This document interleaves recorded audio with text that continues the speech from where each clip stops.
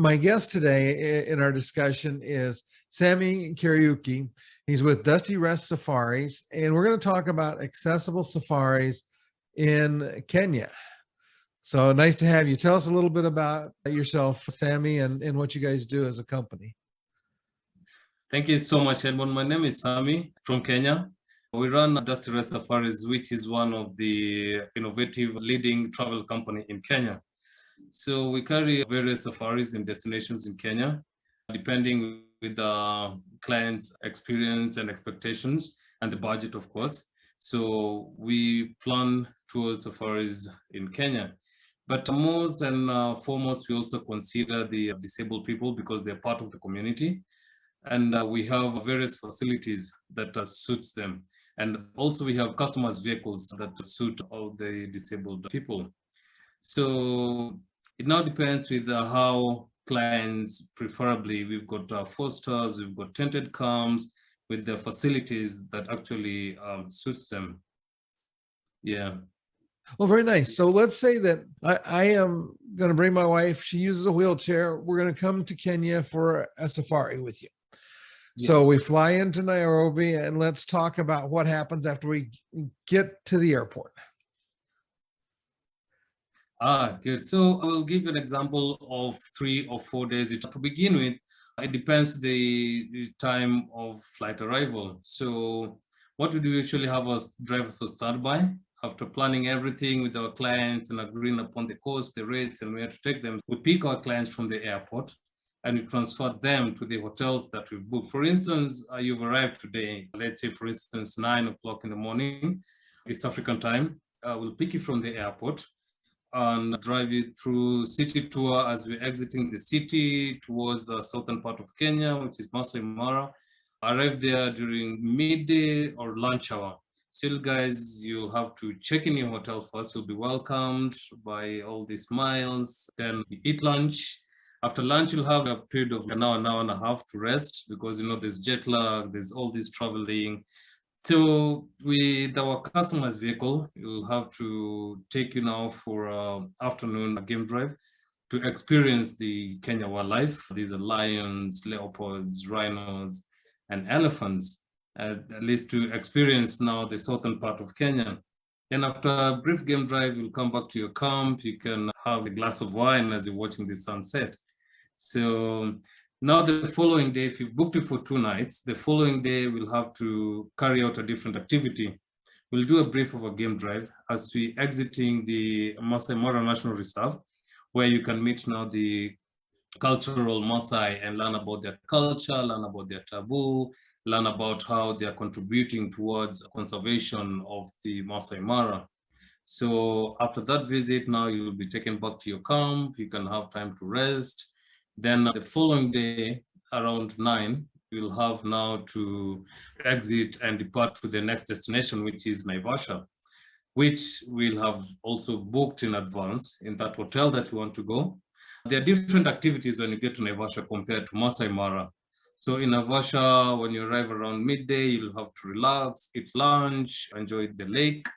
Then from there, you can do a brief boat ride. It's also a customized boat ride. Yeah, towards the lake, you see hippos, the herons, you see all these wetland birds. Then you brought back to the camp again, and now you can watch the sunset from there. The following day, after breakfast or maybe early, you can carry out an early morning game drive towards Hell's Gate National Park.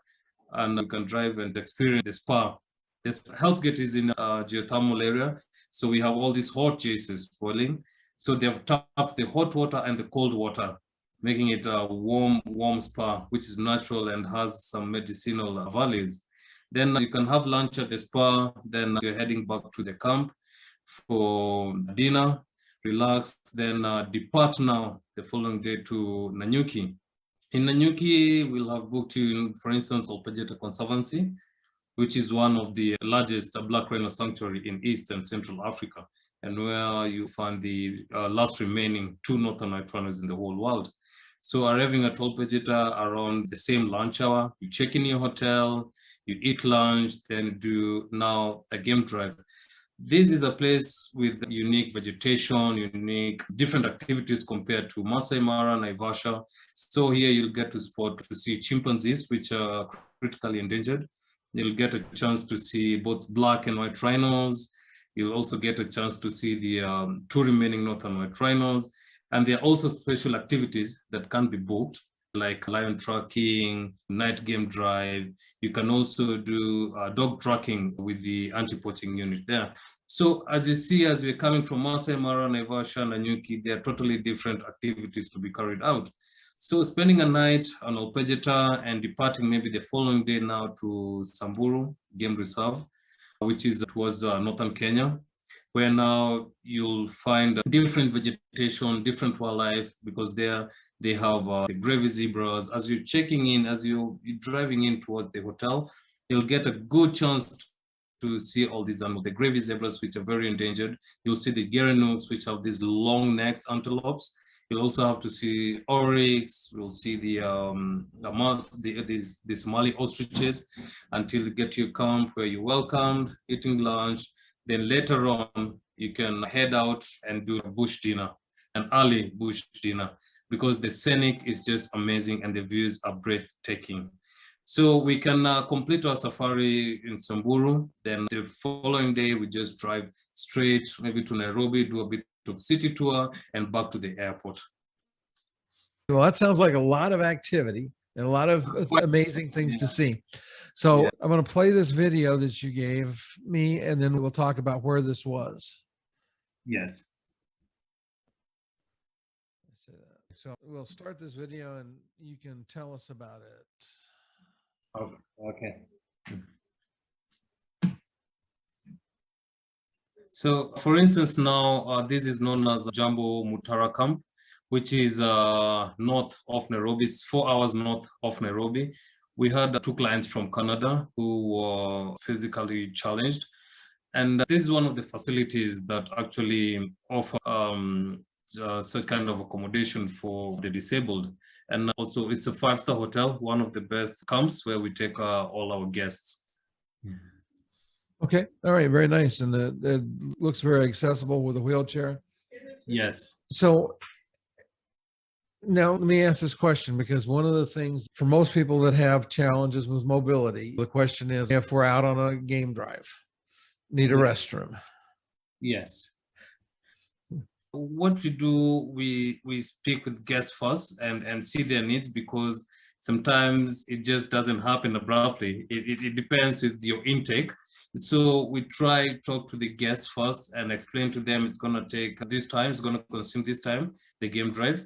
But sometimes we assist the clients, because when needs comes, it just comes, you know. You can't just hold it all along and wait to go back to the hotel. What we do, we walk around with a nurse or a medical practitioner, because they're the people who really understand their needs and when they need it. So there are those other people who prefer using adult diapers, and the others will be like, no, we need assistance. We are there, we step in and we assist them, and we make their experience memorable. So we are here to help whenever they're all in need. Okay. I wasn't sure. Sometimes there are accessible facilities in and near the game areas, and sometimes you're in the bush. Definitely. So yeah, flexible in either way. Okay. All right. Very good. Yes. And yes.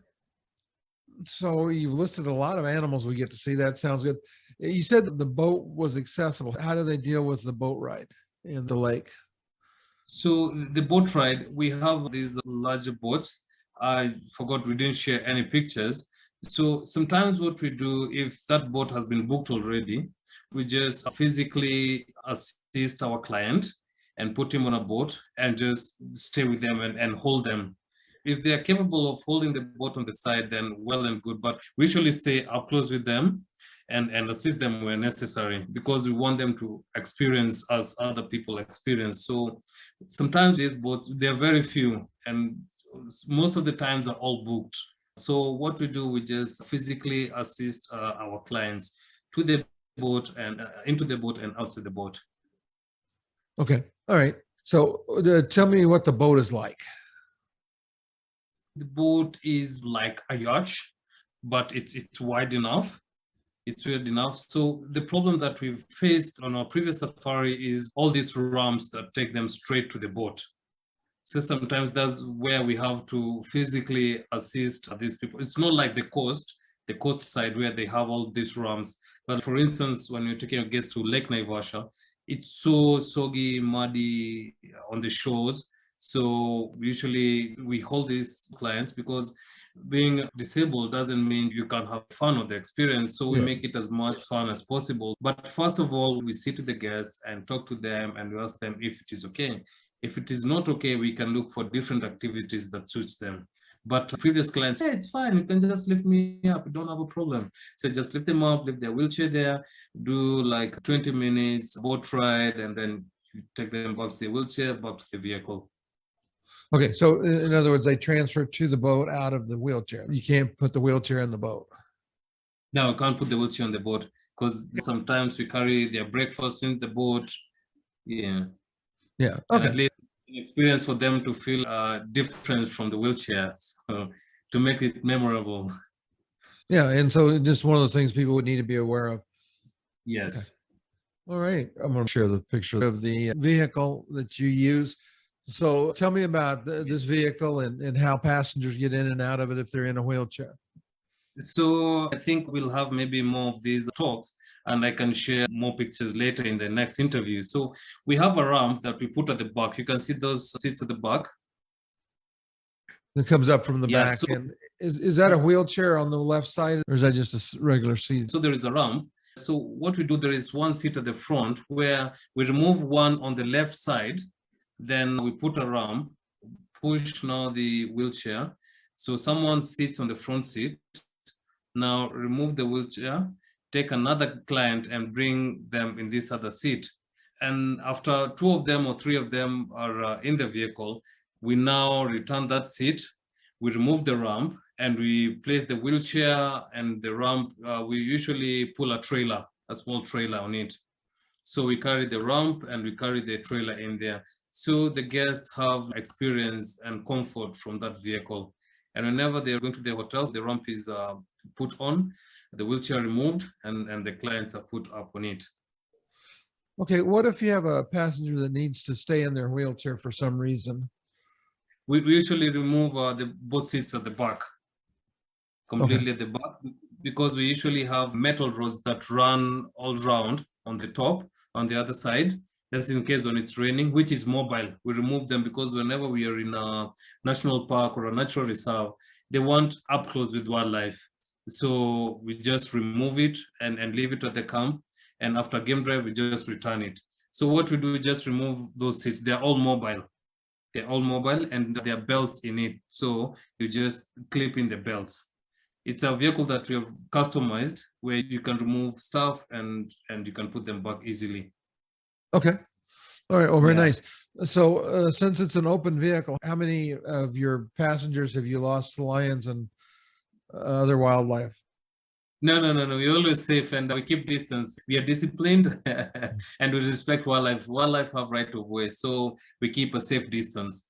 All the clients, we usually avoid that kind of confrontation. We want them to live in peace, graze, feed in peace, so we keep a safe distance. We've not experienced any attacks, because we don't provoke wildlife. I just couldn't resist asking that question. All right. Well, that looks like an amazing experience to be able to go down there, even with your mobility challenges, and to get out and to see the wildlife and to be able to enjoy things that you might not expect to be able to enjoy in a wheelchair. And in addition to that, I know we've got some professional photographers. So this is the ideal vehicle, an open vehicle for them. So they can take good shots clearly. Yeah, I'm thinking lots of memory cards and some, video cameras, lots of gear to do that.